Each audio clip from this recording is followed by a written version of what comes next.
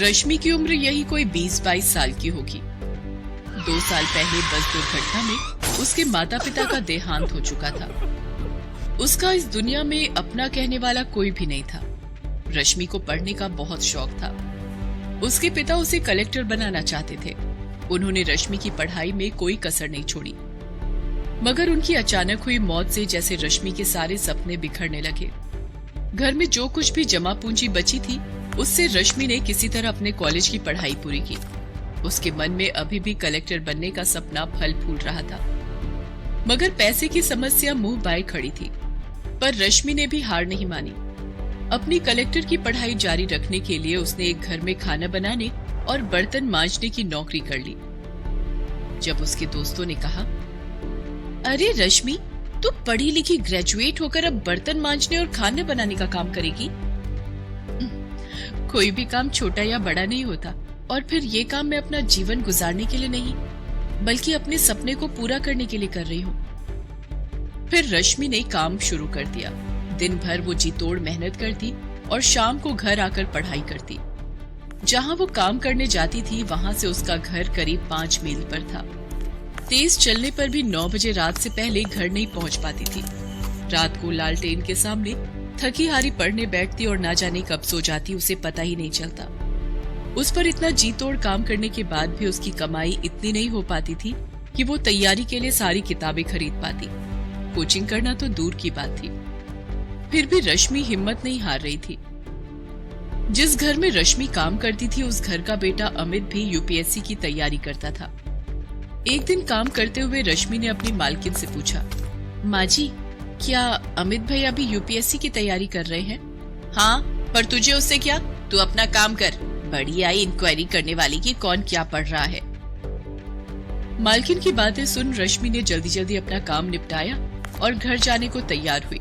तब मालकिन ने कहा, कल जरा जल्दी आना, कुछ मेहमान आने वाले हैं घर पर, उनका खाना बनाना है। तेरे जो एक्स्ट्रा पैसे लगेंगे मैं दे दूंगी। माँ जी, मुझे पैसे नहीं चाहिए।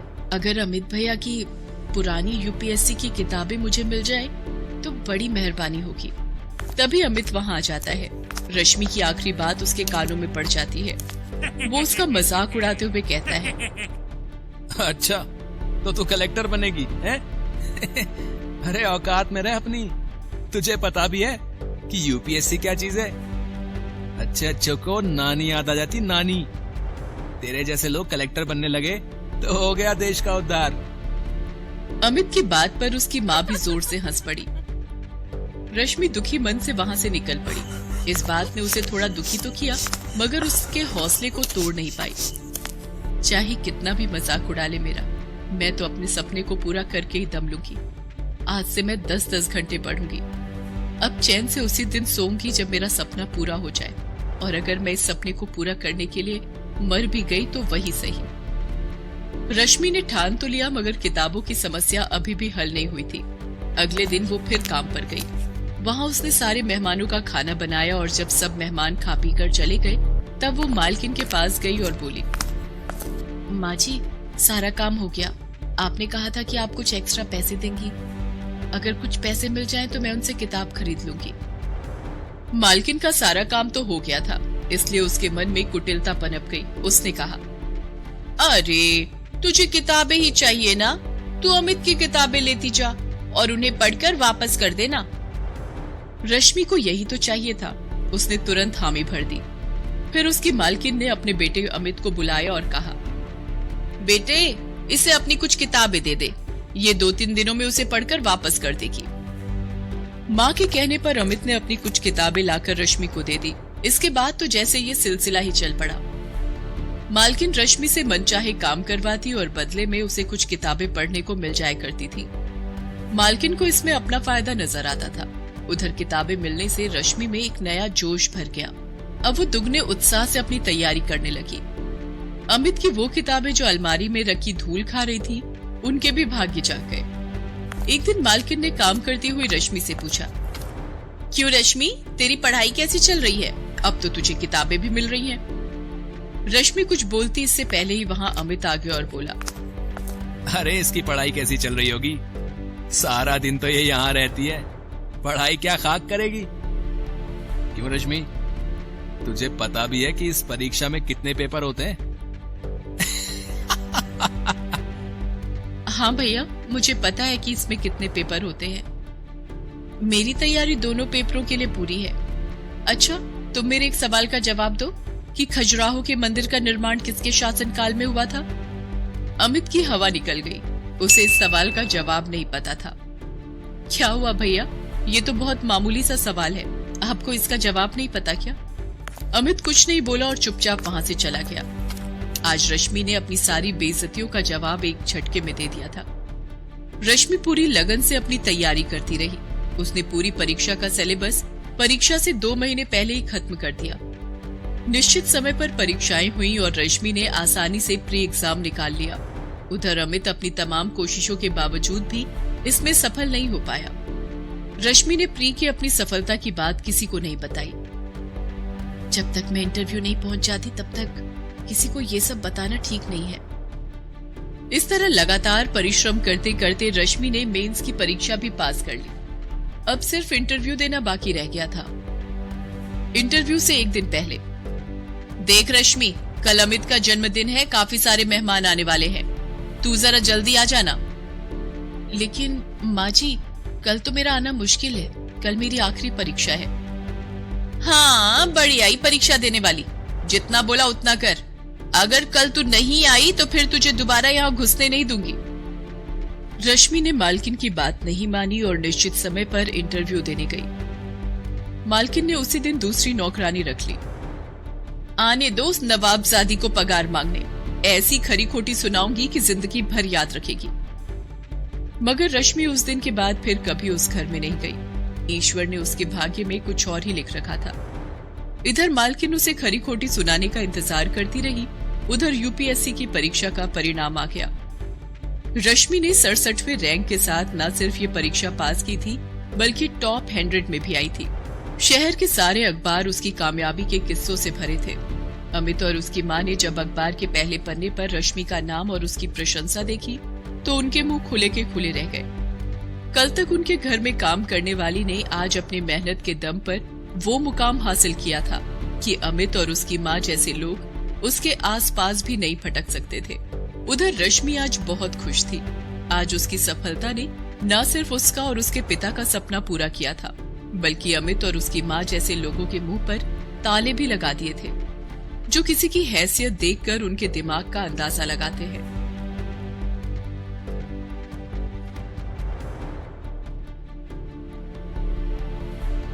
ये कहानी है दीपलाल की। 3 साल पहले वो अपने परिवार के साथ गांव छोड़कर शहर आ गया था। उसके परिवार में उसकी पत्नी कमला और 6 साल की बेटी मीना थी। दीपलाल एक ठेकेदार के नीचे काम करता था और बस स्टैंड के पास ठंडे पानी का ठेला लगाया करता था। ठंडा पानी, ठंडा पानी, ठंडा पानी, गर्मी को दूर भगा लो, ठंडे पानी से अपनी प्यास बुझा लो। 2 रुपए, 2 रुपए, 2 रुपए, सिर्फ 2 रुपए। चिलचिलाती गर्मी है, सड़कें लगभग सुनसान हैं। इक्का दुक्का लोग ही आ जा रहे हैं। 1-2 ग्राहक भी उसकी दुकान में पानी पीने आते हैं और पानी पीकर चले जाते हैं। लेकिन दीपलाल अपनी आवाज लगाना नहीं छोड़ता। थोड़ी देर में एक हाथ रिक्शे वाला जिसका नाम जगन है, वो उसके पास आता है और अपना पसीना पोंछते हुए कहता है, अरे दीपलाल, फटाफट ठंडा पानी पिला दे यार भाई। ये ले जगन, ये ले। काम बहुत मंदा है दीपलाल। इस कोरोना बीमारी के कारण लोग बहुत कम नजर आ रहे हैं भाई। बहुत बुरा हाल है जगन भैया। सुबह से मात्र 20 रुपए कमाए हैं। कुछ समझ नहीं आ रहा, ऐसे में घर कैसे चलेगा। सुनना, कुछ पैसे उधार देना यार, अगले महीने लौटा दूंगा। अरे सबका बुरा हाल है दीपलाल। मेरे पास ये देख, मात्र 50 रुपए है। इसी में दाल और चावल खरीद कर ले जाना है। मैं तो सुन रहा हूँ कि फिर से लॉकडाउन लगने वाला है। अरे शुभ बोल यार, ऐसा हुआ तो सड़क पर आ जाएगा मेरा पूरा परिवार। तभी एक ग्राहक उसकी दुकान पर आया। वो मोबाइल से बातें करते हुए दीपलाल से पानी मांगता है और वो फोन पर बातें करने लगता है। अरे तुम भी कमाल करती हो, टीवी नहीं देखा क्या? 2 दिन बाद फिर से लॉकडाउन लग जाएगा। तुम सारे जरूरी सामान की लिस्ट भेज दो, मैं शाम को सब लेता आऊंगा। दीपलाल ने जैसे ही ग्राहक के मुंह से लॉकडाउन की बात सुनी, उसका कलेजा मुंह को आ गया। ना तो घर में 2 दिन से अधिक का राशन था और ना ही इतने पैसे थे कि वो कुछ दिनों का राशन खरीद ले। शाम को जब वो घर लौटा तो उसने अपनी पत्नी से ये बात बताई। लॉकडाउन की बात सुनकर उसका चेहरा भी उतर गया। हे भगवान, फिर से लॉकडाउन, अब क्या करेंगे हम लोग? मेरी कुछ समझ में नहीं आ रहा कमला। हम गरीबों की भगवान वैसे ही हमेशा परीक्षा लेते रहते हैं। इस बीमारी ने तो लगता है हम गरीबों को भूखे मारने का सोच लिया है। रात को सोते वक्त दीपलाल फिर से अपनी पत्नी से बातें करता है। कमला, घर में खाने की चीजें लगभग खत्म हो गई हैं। लॉकडाउन के बाद तो काम भी ठप ही हो जाएगा। मैं सोचता हूँ हम सब गांव लौट चलते हैं। कम से कम वहाँ रिश्तेदार हैं, अपने जानने वाले लोग हैं, वो कुछ ना कुछ मदद तो करेंगे ही। और वैसे भी यहाँ भूखे मरने से अच्छा है कि अपने गांव में अपनों के बीच जाकर रहें। और अगर किस्मत में मौत ही लिखी होगी तो अपनों के बीच अपनी मिट्टी में जाकर मरेंगे। लेकिन जाएंगे कैसे? अपना गांव तो यहाँ है नहीं, पूरे 1500 किलोमीटर दूर है। टिकट के पैसे भी तो नहीं है अपने पास। तू उसकी फिक्र मत कर, मैं कुछ ना कुछ जुगाड़ करता हूँ। दीपलाल अगले दिन ठेकेदार के पास गया। उसका पानी का ठेला उसे वापस किया और 15 दिन जो उसने काम किया था उसके पैसे मांगे। उसके 900 रुपए बनते थे, लेकिन ठेकेदार ने उसे 300 रुपए ही दिए। जब दीपलाल ने उसका कारण पूछा तो उसने बोला, अभी बहुत मंदी है। दीपलाल को बहुत गुस्सा आया, क्योंकि वो अपनी मेहनत की कमाई मांगने गया था। कोई भीख तो नहीं मांग रहा था ठेकेदार से। वो चुपचाप अपने घर लौटने लगा। ये बड़े लोग बहुत बेईमान होते हैं, हमारी मेहनत का पैसा रख लेते हैं। लेकिन अफसोस, भगवान इन्हें ही अमीर बनाता है।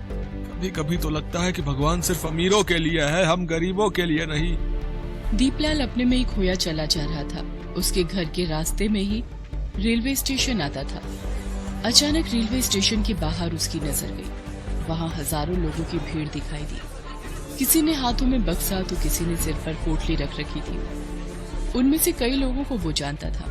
वो उसकी तरह ही प्रवासी मजदूर थे जो अपने अपने गांव से इस शहर में कमाने के लिए आए थे, लेकिन अब लॉकडाउन के डर से अपने घर वापस लौट रहे थे। तभी उस भीड़ में उसे जगन अपनी बीवी के साथ दिखाई दिया। दीपलाल भाई, बहुत भीड़ है यहाँ। पिछले 7 घंटे से टिकट के लिए खड़ा हूँ, लेकिन ना तो लाइन बढ़ती है और ना ही ये भीड़ कम होती है। लेकिन घर तो जाना ही है भैया, यहाँ रहकर क्या करेंगे भाई बताओ। हजारों की भीड़ और जगन की बात सुनकर दीपलाल ने मन ही मन एक फैसला लिया। सबसे पहले तो उसने बिस्किट के 15 पैकेट खरीदे, थोड़ा चूरा खरीदा और घर पहुंचा। वो जैसे ही घर में उसने प्रवेश किया, उसकी बेटी मीना उसके गले से लिपट गई। पापा आ गए, पापा आ गए। फिर उसकी नजर बहुत सारे बिस्किट के पैकेट पर पड़ी। वो और भी खुश हो गई। बाबा, इतने सारे बिस्किट, सारे मेरे लिए हैं क्या? हाँ, लेकिन इसे अभी नहीं खाना है, इसे रास्ते में खाना है। हम लोग गांव जा रहे हैं। गांव? हाँ बाबा, चलिए ना, गांव मुझे बहुत अच्छा लगता है। वो ये कह ही रहा था कि उसकी पत्नी कमला आ गई। पैसों का इंतजाम हो गया जी, टिकट मिल जाएगा क्या? कमला, रेलवे स्टेशन, बस स्टैंड, यहाँ तक कि सड़कों पर हजारों की भीड़ खड़ी है, जो हर पल बढ़ती ही जा रही है। सभी अपने घर वापस लौटना चाहते हैं। ऐसे में हम भी वहाँ गए तो न जाने कितने घंटे हमें वहाँ इंतजार करना पड़ेगा। तो फिर कैसे जाएंगे? तब दीपलाल ने अपने घर में लगी साइकिल की ओर इशारा किया। मीना साइकिल की आगे वाली सीट पर बैठी और कमला पीछे। जो भी थोड़ा मोड़ा सामान था, कमला ने उसे पोटली में बांध कर रख लिया। दीपलाल साइकिल से ही अपने गांव की ओर चल पड़ा। कड़ी धूप में दीपलाल साइकिल चलाए जा रहा था। पसीने से उसका शरीर तरबतर हो गया था, पांव दुख रहे थे, लेकिन उसे तो अपने गांव जाना था। रास्ते में मीना और कमला दोनों को जोरों की भूख लगी, तो दीपलाल ने साइकिल को एक पेड़ के नीचे खड़ा किया। सबसे पहले तो सबने साथ लाए बोतल से पानी पिया, फिर थोड़ा चूरा खाया। मीना बिस्किट खाते खाते पूछ रही थी, बाबा, हम कितनी देर में अपने गांव पहुंच जाएंगे?